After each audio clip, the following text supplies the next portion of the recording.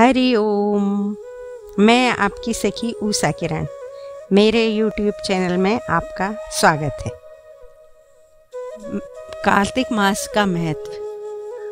सब प्रकार के विघ्नों का नाश करने वाले गणेश जी, सारी सृष्टि का पालन करने वाले भगवान विष्णु, ज्ञान की दाता सरस्वती जी, सब पुराणों के कर्ता श्री व्यास जी तथा सभी ज्ञानी जनों के चरण कमलों में नमस्कार करके भगवान की श्रद्धा और भक्ति रस में डूबे हुए कार्तिक मास की कथा कहती हूँ। सभी पापों से मुक्ति दिलाकर इस लोक में सर्व सुख, धन, वैभव, रिद्धि सिद्धि और अंत में मोक्ष प्रदायक है यह पावन कथा। मैं आपको कार्तिक मास के 30वें अध्याय की कथा सुनाने जा रही हूँ। बड़े मनोयोग पूर्वक नारद जी से ये कथाएं महाराज पृथु सुन रहे थे। नवमी की कथा सुनने के बाद महाराज पृथु ने नारद जी से कहा, हे देवर्षि, भीष्म पंचक व्रत जो कि भगवान को अत्यंत प्रिय है, किस कारण प्रसिद्ध हुआ? मेरी ये जानने की प्रबल इच्छा है। नारद जी ने कहा, हे राजन, यह व्रत अनादिकाल से था, परंतु बीच में लुप्त हो गया। दोबारा यह कब और कैसे प्रारंभ हुआ, इसकी कथा सुनो। इस युग में भगवान श्री कृष्ण ने भीष्म पितामह को यह व्रत बताया था और उन्होंने ही सर्वप्रथम इसे किया था। इसी कारण यह व्रत भीष्म पंचक के नाम से प्रसिद्ध हुआ।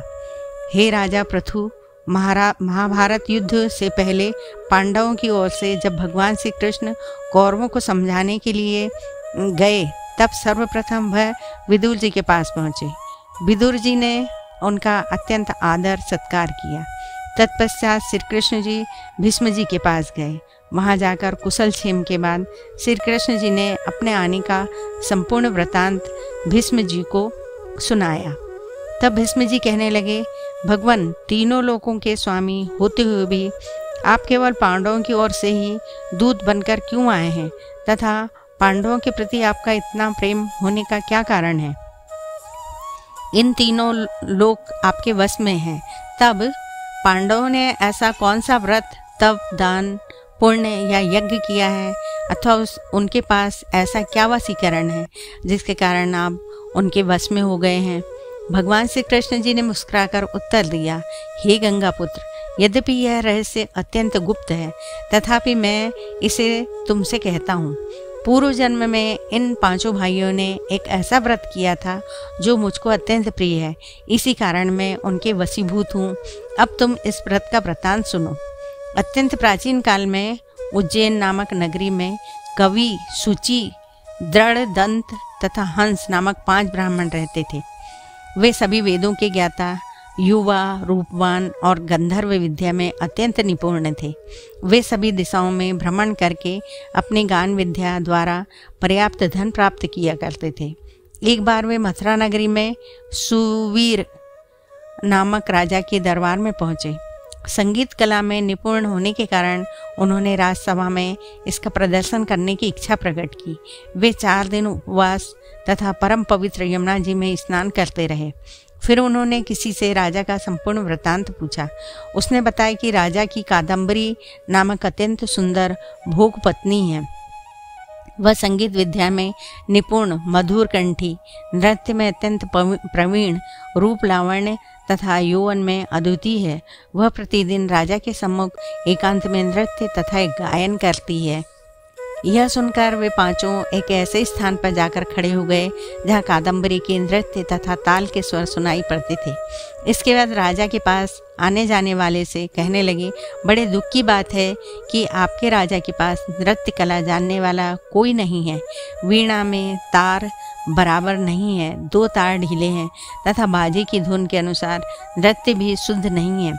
यह बात किसी ने राजा से जाकर कह दी। राजा ने जहाँ कादम्बरी का नृत्य हो रहा था वहाँ उन पांचों को बुलवाया। वहाँ पहुंचकर उन्होंने राजा को आशीर्वाद दिया और राजा के निकट बैठ गए। कादम्बरी ने उनको संगीत विद्या में अत्यंत निपुण समझकर अपना विशिष्ट नृत्य किया। जब उसने चक्र में ताल दिया तो उन ब्राह्मणों ने उसको रोका। उसने चक्र छोड़कर यथा योग्य ताल दिया, मगर चक्र खंडित नहीं किया। कादम्बरी के इस गुण और उसकी रूप माधुरी को देखकर पांचों उस मोहित हो गए। कादम्बरी भी उन पांचों को देखकर उन पर मोहित हो गई। उसने रात्रि के समय गुप्त रूप से अपनी एक सहेली के साथ उन पांचों को यह संदेश भेजा कि तुम में से एक प्रतिदिन नगरी के उत्तर की ओर यमुना नदी तट के समीप लताओं से घिरे निर्जन अनंत नामक तीर्थ में मेरे पास आकर अपनी अपनी विद्या तथा गुण का प्रदर्शन करो। उस समय मैं भी वीणा तथा राग का कौशल दिखाऊंगी। आगे की घटना सुनाते हुए भगवान ने कहा, एक ब्रह्मचारी जो मेरा भक्त था, दुष्ट संगति से बचने के लिए गांव से अत्यंत दूर रहता था। उन दिनों वह भीष्म पंचक व्रत करके देवालय में मेरा पूजन किया करता था। कार्तिक शुक्ला एकादशी के दिन उन संगीतक ब्राह्मणों में से कवि नाम का बड़ा भाई भी उस देवालय में आया। कादम्बरी भी वहां पर पहुंच गई। वहां मेरे भक्त ने जिस प्रकार पूजा किया, कवि नामक ब्राह्मण ने भी वैसा ही किया। उसके बाद वीणा लेकर गायन प्रारंभ कर दिया। मेरा भक्त क्योंकि अपने मन पर विजय प्राप्त कर चुका था, इस कारण गायन सुनकर उसे क्रोध नहीं आया। कादम्बरी और कवि समस्त रात्रि गायन और नृत्य करते रहे। प्रातःकाल ब्रह्मचारी भक्त को गोबर का आचमन करते देख कवि ने भी वैसा ही किया। इसके बाद कादम्बरी अपने महल को चली गई। ब्रह्मचारी की संगति और रात्रि जागरण के कारण कवि के समस्त पाप दूर हो गए। अतः द्वादशी के दिन वह अपना समस्त द्रव्य दान करके विरक्त हो गया। दूसरे दिन शुचि आया। उसने भी रात्रि भर कादम्बरी के साथ नृत्य व गायन किया और ब्रह्मचारी की भांति पूजन करके गौमूत्र का आचमन किया। प्रातःकाल होते ही वह भी अपना संपूर्ण धन दान करके सन्यासी हो गया। उसने निश्चय किया कि जिस प्रकार कादम्बरी के नृत्य गायन व रूप को देखकर ब्रह्मचारी का मन चलायमान नहीं हुआ, उसी प्रकार मुझे भी मन को वश में करना चाहिए। तीसरे दिन त्रयोदशी को दृढ़ नाम वाला भाई कादम्बरी से मिलने आया और समस्त रात्रि नृत्य व गायन करने के बाद ब्रह्मचारी की भांति उसने भी पूजा की और गौदुग्ध का आचमन किया।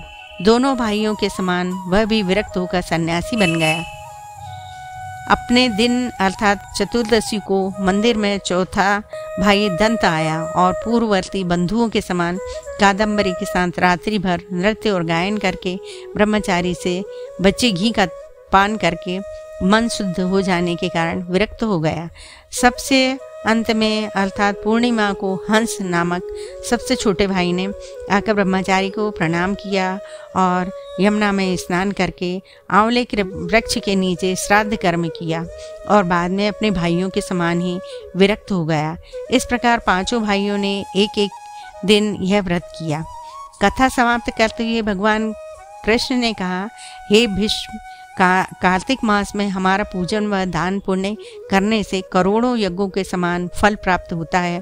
उधर राजा ने नित्य प्रति रात्रि में कादम्बरी के मंदिर में जाने का समाचार पाकर उसे महल में बंद कर दिया, जिससे वह मंदिर न जा सकी।